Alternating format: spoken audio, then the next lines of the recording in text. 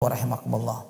Pelajaran yang lain, yang kedua dari Ar-Rahmanur Rahim, bahwa Allah Subhanahu wa ta'ala lebih sayang kepada hambanya melebihi sayangnya seorang ibu kepada anaknya. Allah Subhanahu wa ta'ala lebih sayang kepada kita melebihi sayangnya ibu kita kepada diri kita sendiri. Dalam hadis Sahih Bukhari dan Muslim dari hadis Umar bin Khattab radhiyallahu anhu, ketika ada rombongan tawanan perang yang digiring masuk ke kota Madinah. Di antara tawanan ini ada seorang ibu yang mencari-cari bayinya. Dan sang ibu ini mendapati bayinya itu di tangan salah seorang yang ada di dalam rombongan itu. Diambilnya bayi itu, didekapnya, diciumnya, dipeluknya, kemudian disusui bayi itu. Kemudian Nabi SAW bertanya, "Atarawna hadhihi tarihatan waladaha finnar?" Apakah mungkin sang ibu ini begitu saja melempar bayinya ke dalam api? Maka para sahabat mengatakan, la wahya taqdiru an la tatrahu. Ketika sang ibu ini mampu ya Rasulullah menjaga bayinya, mustahil dia akan melemparkan bayinya ke api. Nabi SAW bersabda, Allahu arhamu bi'ibadihi min hadhihi biwaladiha.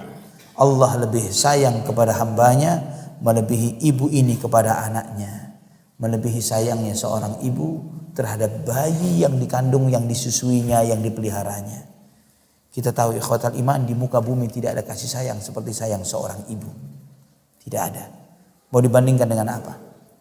Bagaimana kita membalas jasa ibu kita? Mustahil.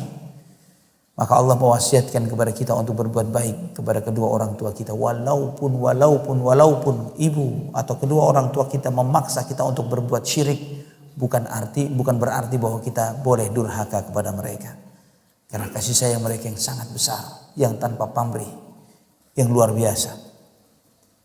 Namun ikhwatal iman, terkadang kasih sayang seorang ibu, kasih sayang orang tua ini kasih sayang yang terkadang berbahaya dan menyesatkan. Kita melihat berapa banyak ibu yang sayang berlebihan kepada anaknya sehingga ketika waktunya sholat subuh tidak dibangunkan, tapi ketika mau sekolah dibangunkan. Karena apa? Takut sama bel sekolah, tapi tidak takut dengan anaknya diazab oleh Allah Subhanahu wa ta'ala karena tidak bangun sholat subuh. Kasihan, sayang, dia kan semalam begini, dia begitu dan begini, nanti saja biar agak siang sholatnya. Atau sebagian orang tua yang karena sayangnya kepada anaknya memberi semua yang diminta dan tidak memberikan pendidikan kepada anaknya dengan alasan sayang. Tapi ini bukan sayang, tapi ini membahayakan sang anak. Jika semua mintanya anak dituruti dan anak itu tidak dididik, ini berbahaya. Namun bagaimana kasih sayang Allah Subhanahu wa ta'ala? Di antara bentuk kasih sayang Allah Subhanahu wa ta'ala, Allah memberikan akal kepada kita. Allah memberikan panca indera kepada kita. Yang dengan akal ini kita bisa membedakan mana yang baik, mana yang buruk, mana yang benar, mana yang salah, ya, mana yang manfaat dan mana yang madarat. Dengan akal, dengan panca indera ini, Allah berikan potensi ini kepada manusia. Kemudian tidak cukup sampai di sana. Allah Subhanahu wa ta'ala utuskan kepada kita Nabi Muhammad sallallahu alaihi wasallam. Tidak cukup sampai di sana. Rasulullah SAW dipilihlah beliau dari manusia yang terbaik, akhlak yang terbaik, manusia yang memiliki hati yang paling baik.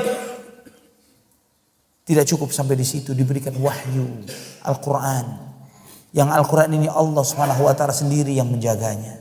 Allah tunjukkan kepada kita wahadainahun najdain.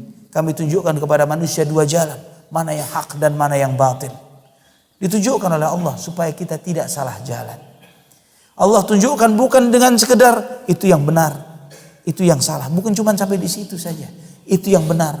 Apa saja amalan perbuatan yang dilakukan oleh orang-orang benar. Siapa saja contoh-contoh orang-orangnya itu semuanya dicontohkan oleh Allah di dalam Al-Quran. Kemudian bagaimana nanti balasan bagi orang-orang yang benar, akibatnya nanti mereka ditempatkan di surga. Apa saja isinya surga dan kenikmatan apa yang Allah berikan, Allah tunjukkan, Allah buka untuk kita semuanya.